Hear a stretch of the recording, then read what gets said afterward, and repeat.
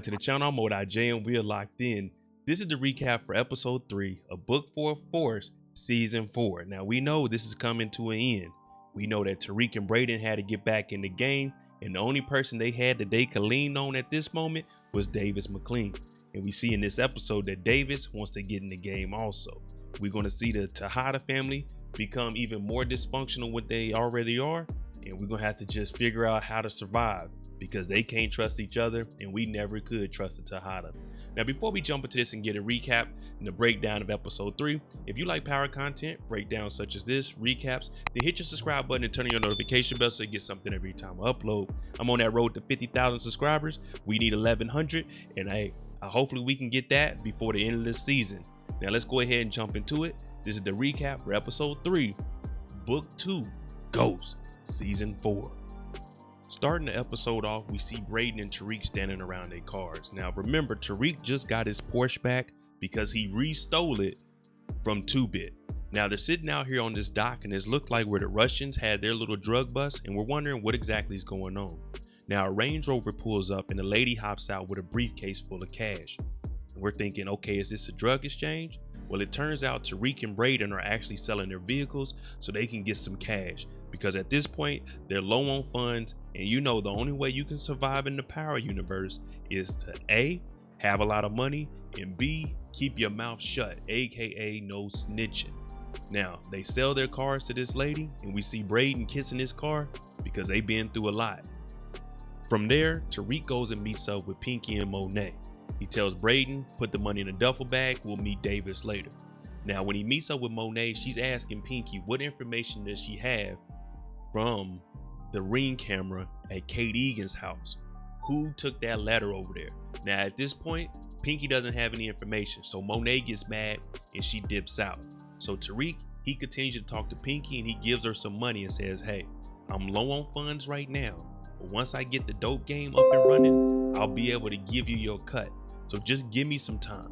And Pinky's going to continue to try to get footage from that ring camera so we can find out who took Kate Egan that letter. Back in the dorm, we see Kane and Effie. Now she's still trying to fill out this application, because remember, she missed the interview because she was trying to help Kane and the whole Noma organization meet up with the Russians. Now she's saying she needs to do this because this is her getaway, go on out to Stanford. Kane, on the other hand, he tells her, I don't have a robot that can get me across the country and up out of here. I gotta stay in the dope game. Now these two were close, even though he has some kind of suspicion about her dealing with Tariq still, these two were still close. Now he does get a text message, and he has to go meet up with the family because Monet has questions about what's going on in Norma's organization and how she can put her foot back into the operation since she just recovered from being shot. We notice that Diana's starting to have a change of heart, and this is probably because of her hormones from her being pregnant, and she's like, hey, we should chill out on Monet, maybe we shouldn't do nothing. Drew has already got his mind made up. He's tired of being in this. He's tired of listening to Monet. He's tired of people telling him what to do. So he made up his mind that his job and his objective is try to become higher ranking in Noma's organization. Now he's telling Diana, I gotta go, I gotta handle business. And we also see him grab a gun. Drew is different at this point. Diana, she's like, Drew, is this really something you wanna do? He ain't trying to hear it. So he gets his weapon and he leaves. And Diana's here, and she's looking a little confused on what's actually going on with her brother. While Davis's license is suspended, he's starting to lose clients. Now he's telling them, I have an associate, Pearlie Tanaka. She can definitely take care of anything you have. She's even saying, I read up on your case. Now since Davis, he can't practice law at the moment, the guy leaves. So for him, he's looking at it like, damn it, I need this money to come in. No one's really trusting Pearlie, but I got to get her to work so we can make some money. Now Tariq ends up showing up after this gentleman leaves, and he's talking to Davis, and he's like, Davis, do you know anybody that used to be in the dope game? Do you know any connects that we can use? Now Davis is saying, why would I do that? He's still trying to get his license back and trying to be legit, but then he thinks about it, and he's like, you know what? I can help you out. I can connect you to the right people. At the Tejada residence, we start to see the Tejadas clash a little bit, and I mean Drew and Kane.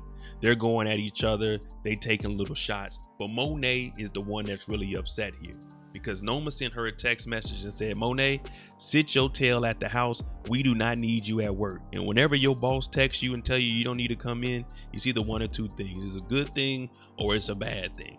But she's asking the kids that they know anything about it. And of course, they all knew that Noma told them, don't worry about Monet. That's not your priority. My operation is. Now, she does text Drew and she texts Kane. Drew, I need you to go find out what's going on with Obi. Kane, I need you to run the operation for Obi until we find him. Obi has been sitting in jail and Don Carter just letting him sit. The longer someone sits in here, the easier it is for them to start talking. But when he comes in, he's saying, hey, how do you know Tariq St. Patrick? How do you know Rashad Tate? Obi standing on 10. He's not saying anything. Some people thought he was going to fold, but he's not saying anything. Now, Don has been doing his research and he sees these green cards came because they were expedited by Rashad Tate. Obi still doesn't say anything. So what he does is try to bluff and say, I have photos of you and Tariq. Now, they never opened the photos inside of the folder to look at. So Obi doesn't know that he's bluffing with blank photos. Davis ends up taking Tariq and Brayden to an underground. Now it's ran by a guy by the name of Zion. Zion used to have a Rico and Davis got him off.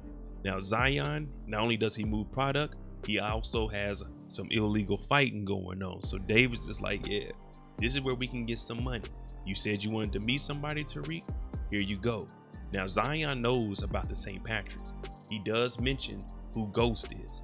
And he's like, your dad used to be able to make things happen. So Tariq, he's kind of wondering, wait a minute, how deep in the game is this guy and how much does he really know? But we hear Davis tell them, you have to do whatever you can to get him to be your supplier. Now, Zion has a guy working for him by the name of Raymond. Now, Raymond comes in, he's talking a little bit, he's looking who is Brayden and Tariq. He's like, just go sell that work and come back later. That's all that matters. Don't worry about these two.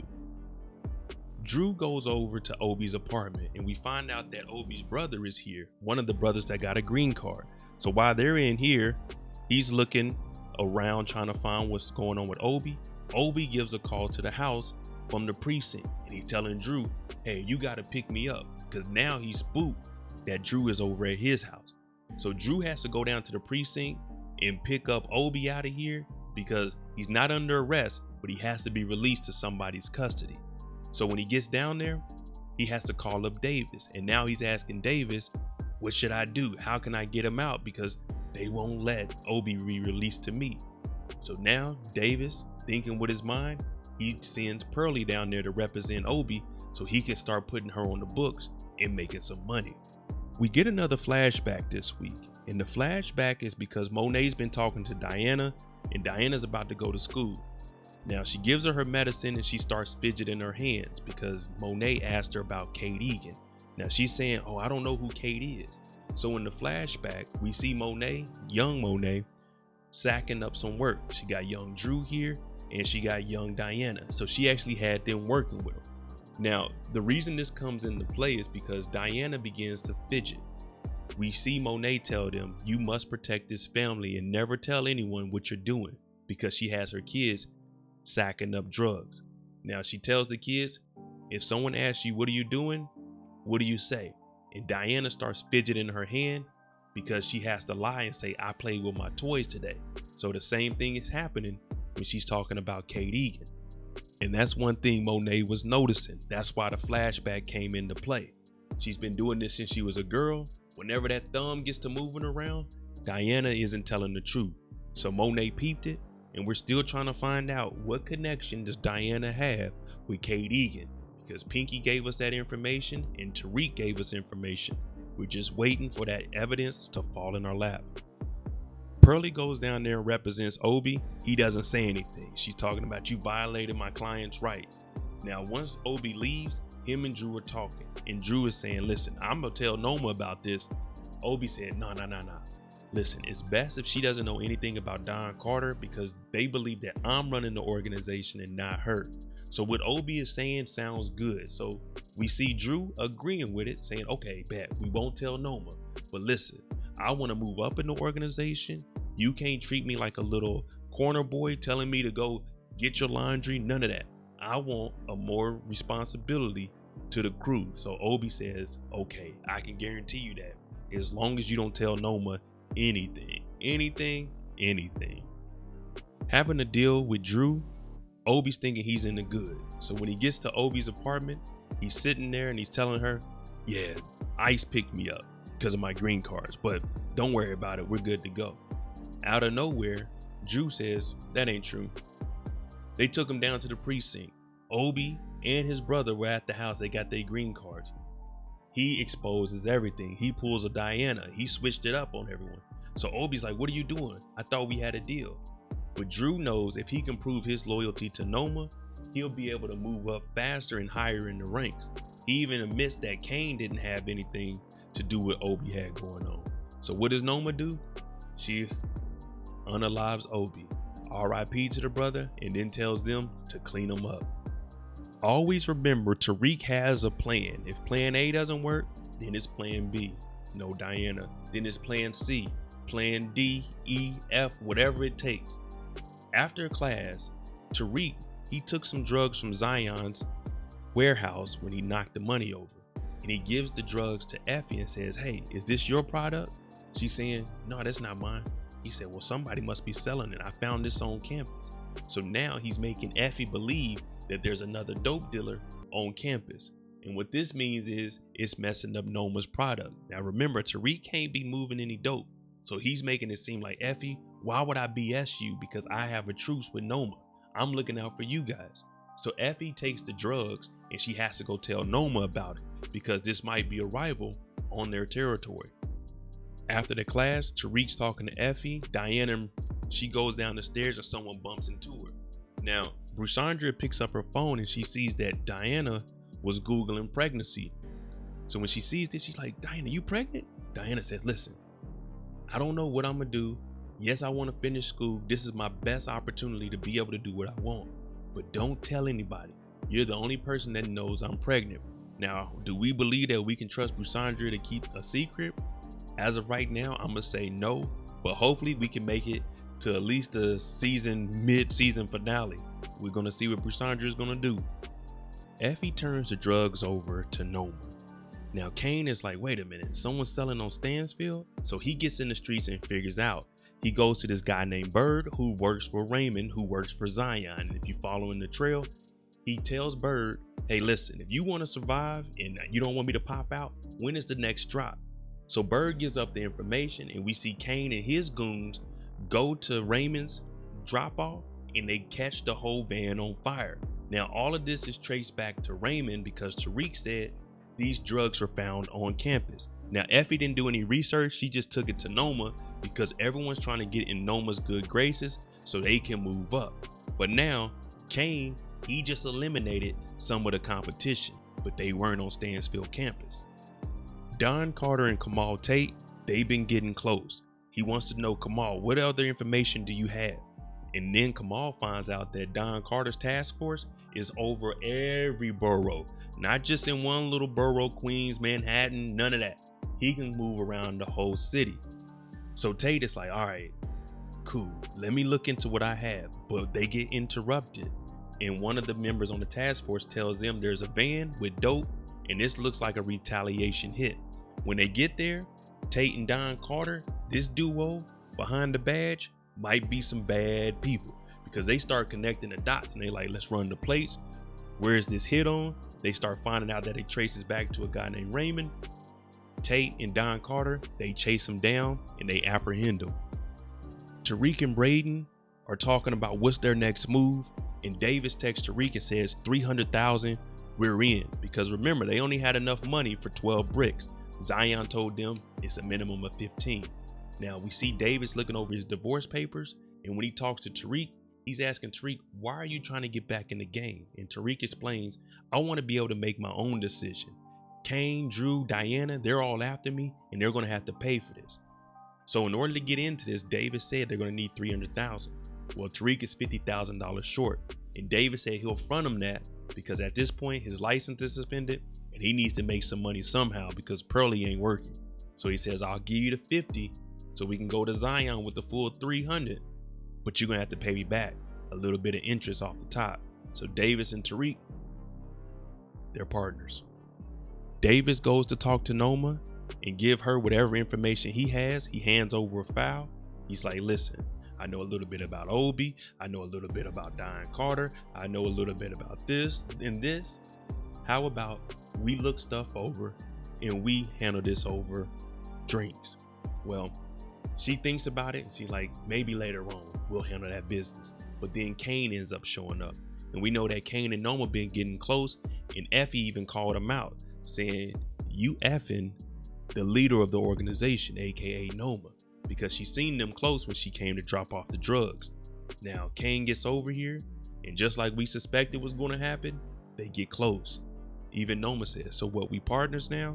And then, as adults do, they proceed to get it on. So now Kane is in bed with the boss, and that means the dope might be flowing a little better. Brayden has been infatuated with Elle, and he showed up on campus. Now this group, they're taking off, and well, we know that Elle does a little bit of that white girl, the cocaina, and even Brayden did some to just knock the edge off. So he's watching it and he looks around. Tariq shows up and he says, Tariq, I got an idea. We can use this group. We can hype them up, make it seem like they next up in New York, those shows, have some parties, and when we sell merchandise, we can also sell product and already have the product in the venue where we'll be low key and Noma won't know nothing about it. Tariq hears this and he's thinking, you know what? That might work. But Tariq ends up getting a phone call from a very, very important person. Tariq gets a phone call from Pinky about the ring cam footage. And she says, hey Tariq, I got some stuff for you. Let me send this to you. So Tariq is saying, what is it? What information is it? So when she sends it over, it's a video. And it's the video footage from Kate Egan's ring camera. So the first thing Tariq does when he receives this, he sends it over to Monet because he's trying to clear his name. And with this information, knowing that Monet is searching for him, this is going to get him up and out of it. Even though he had something to do with Drew and Diana, he didn't actually pull the trigger. At the house, Monet's phone is ringing, but she doesn't answer it. She's telling the family, hey, I'm about to get into business and start my own business. The Tejadas are about to be back. Drew and Kane are both like, nah, we're going to work with Noma. It ain't that bad. Then Monet finally checks her phone and we get the ring cam footage and she passes it around and everyone's looking at Diana with a wig on at Kate's house. And they're like, what the hell? Monet put two and two together. Diana lied. Monet knew she was lying about something and gave up the address to Tommy Egan, and that's who tried to unalive Monet. So now Monet, she is furious. Drew and Diana both run out, and Monet, she realizes Drew has something to do with it too. Kane runs out with the gun. He doesn't get to popping off this time, but trust me, he hates his two siblings. And the last thing we see is Monet yelling. She is pissed. Drew, Diana, they gonna have to pay for this one way or another. I don't know how, when, or who's gonna make them pay, but trust me, Kane is gonna be after them, and they better not ever set foot in this house because Monet ain't playing. Monet wanted to start her own business only to find out that her kids backdoored her. It is on now. It is a war amongst the Tejadas. All right, there you go, the recap for episode 3. Let me know what you think about the Tejada family. Which one of them messed up the most? We got Monday mistakes, so we might as well get this out of the way right now. Which Tejada made the biggest mistake in episode 3? Tariq, Brayden, and Davis, they shaking back. They trying to get back in the game. But these Tejadas, they about to bring them own selves down. Let me know what you think. I'm Monet. If you like this kind of content, hit that like button, hit that subscribe button. We're on the road to 50,000 subscribers. Thanks for watching. I'm out. Love y'all.